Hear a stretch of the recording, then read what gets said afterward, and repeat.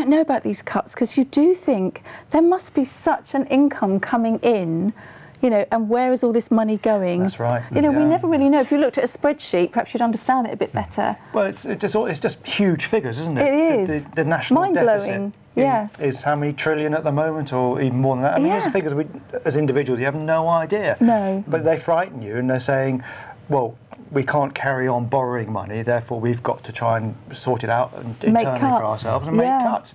It makes sense, but is it necessary? But that's it, because we can't comprehend. You're absolutely right. No. We just go to work, do our jobs, pay our bills. And again, we're doing what we're told. Exactly. And you can't keep borrowing. We know that. You can't stick it on a credit card, because it'll come back to bite you. Yeah. So you try and pay it off. But when it's a bigger scale, like the government, you do think, I don't know. I don't even know what the national debt is now. No. But someone has to balance the books. So perhaps they do need to make cutbacks. I think you will have seen by watching the discussion that as with our viewers who contacted us saying that don't really understand why, the panel is also mystified. So if there's any people from the government watching this programme or gets to hear, very seriously, maybe you might like to just take this on board and start having some educational programmes about why we need these cuts. And there might be more support for government and more sort of feeling of the population being connected to the government. We need to get the chance. Certainly, if all of the people on the panel here don't really know why we have this continuing problem, then maybe the government should do more to tell us and help us. Yeah. But something that would possibly lose the Treasury some money is the idea of dry January. The idea that after the indulgences of Christmas and New Year, that we're all supposed to leave the alcohol alone and give our livers and cells and probably our wallets as well a bit of a break. And dry January was supposed to be a month where there was no alcohol. So did any of you try it? No. I didn't even know it existed until halfway through January. Oh, really? I only drink a glass of wine a week. I haven't had any chocolate during January, so maybe a dry chocolate. Oh, chocolate-free January. I don't think I could do that. What's your tipple, John? What do you drink? I'm partial to a little gin and tonic, I must say. Yeah. A glass of wine. Yeah. But I don't drink a huge amount that I'm aware of anyway, apart from New Year's Eve. When I woke up, New Year's Day, took a long time to get into normal human mode, I think. But yeah, I think provided we all do things moderation. I'm the same. I don't drink heavily. I like a glass of wine. It would be better to be moderate through the whole year than just choosing a particular month. It's probably better for you. Yeah. There's a lot of people doing it, actually. There are. Well, what surprised me was the fact that apparently men should only be taking in the same amount of alcohol per day as women, and I believe it's 14 units a week. And I think a unit is a 125 millilitre glass of wine, half a pint of beer, or a single measure of a spirit. That's a measure, I believe, and you're only supposed to have 14 a week. I know. And you should have 2 days off. Oh, but the thing is, in January as well, it's cold outside. There's not a lot on the box. You think I'll have a nice glass of wine. Dark evenings. Yes, So I mean, there are people doing it, which I admire. It's great, but I only have the odd glass anyway, so it didn't really affect me. In the summer, it's nice light evenings, and you still have a drink then. Yeah. So no matter what the time of day is or the evening, so it's warming in the winter and thirst quenching in the summer. That's the one. So how about you at home? Did you take part in dry January? Are you going to have a dry February, or did you get rather wet? Boom, boom. But in the winter, we were saying dark nights, going to the films maybe. So let me ask you a question now, panel. A new Dad's Army film. Oh. Is it possible to have new actors playing those so loved parts? A new Wilson, a new Mannering, a new Jonesy. Can we really have new actors playing those parts? I think for a film you might get away with it. Yeah, for a film. A TV if the film's series, a tribute to the Yes, original series, maybe. But I mean, there was so many classic one-liners that we all know about in the series. Don't tell him, Pike. I mean, could you have a new Del Trotter? I know, you couldn't, could you? There's only one. A new Rodney the Plonker. I know.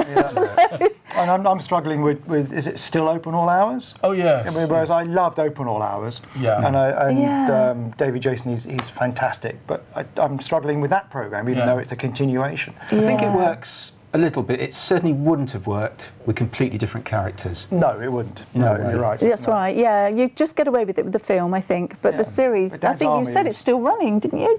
Dad's Army still running? Well, they're repeats. Or it's the repeats that are running. Yeah, that's what I mean. And it's still watchable. I mean, it's still amusing. I mean, we're talking about... Don't tell me Pike is just a classic. Some things are too iconic. You can't copy them. Yeah.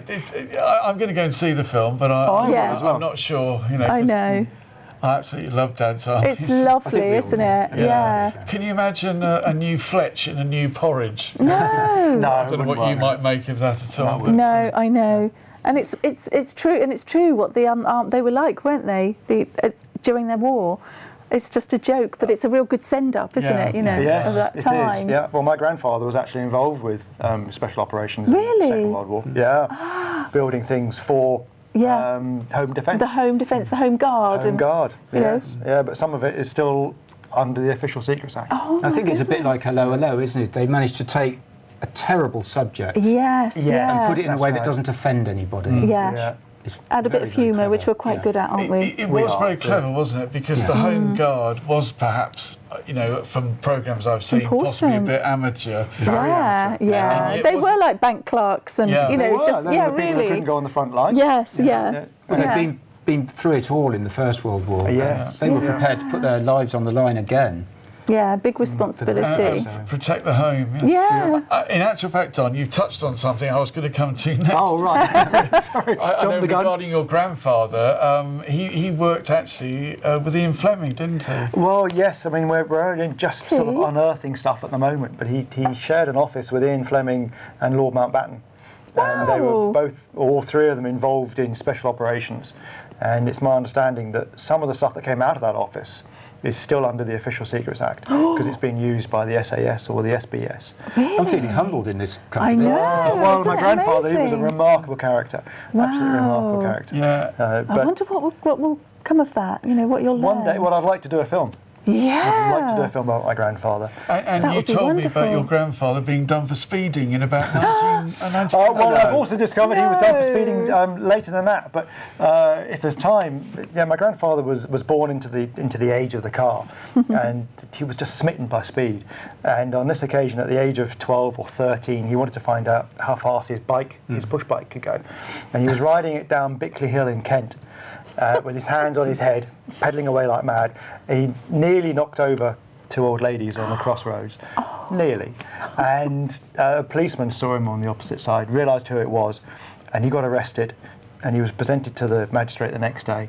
And the magistrate basically said to him, he said, Malcolm Campbell, as he's putting on the black cap, I'm taking a very dim view of you pedalling your infernal machine at 27 miles an hour. I'm going to fine you 30 shillings. Which was a lot of money in 1907 or whatever. I want that to be a lesson to you, and I never want to hear the name Malcolm Campbell associated with speed ever again. Oh my Lovely God, story. that's brilliant. So that's the opening to my film. That's brilliant. I love that. Ian, we've got 2 minutes. We're running up towards the end of the programme, but I wanted for you to give you an opportunity to tell the viewers all about the dragons you were telling us about in the commercial break. The Komodo dragons. Komodo dragons. Well, my big passions with wildlife are reptiles, insects. I spend my whole life, whether at home or abroad, searching them out. And if you love reptiles, the ultimate is the Komodo dragon. A very, very dangerous creature. You can't go looking for them without being escorted by a ranger. One bite, even just a nick on the leg, and you're dead. And what country are they in? In Indonesia. There's a group of 3 islands. Komodo Island's the most famous one. There's another one called Rinca Island. Right. And a third island that I forget the name of, but they're the only place in the world that exists. So you found them? We found them, yeah. Oh, Ian. Quite close encounters. And they're the same sort of size as crocodiles, alligators? They're similar size. They grow 8-9 feet long. In water, are they? No, land. Oh, land. Oh, you're very brave. And they're incredibly fast. Oh. Yeah. So they are just like a large sort of lizard? Huge lizards, yes. And are they one of these creatures that hasn't developed much? They're prehistoric. They haven't changed for millions of years. Wow. How fascinating. You've got photos. Do you know why there's been no development, whereas other creatures have? Well, they're limited to this very, very tiny area. The sea's too big. They're cold-blooded creatures. They couldn't go across the sea to other islands. I see. They wouldn't survive, so they've never spread. So, They just haven't had a need to evolve. They're the top predator on the island. I mean, they eat buffalo. Their favourite food is heavens. buffalo. Oh my goodness. well, that's a bit of a worrisome note to come towards the end of the programme. Only Thank you if you very go much to for Komodo. tuning in. As long as you don't go to those islands, though, it looks as though you won't meet them. I'd like to thank Jane, Thank you. Don and Ian for Pleasure. being on the programme. Hope you've enjoyed it, and we look forward to seeing you again on Talk Solent. Bye-bye. Thanks for tuning in.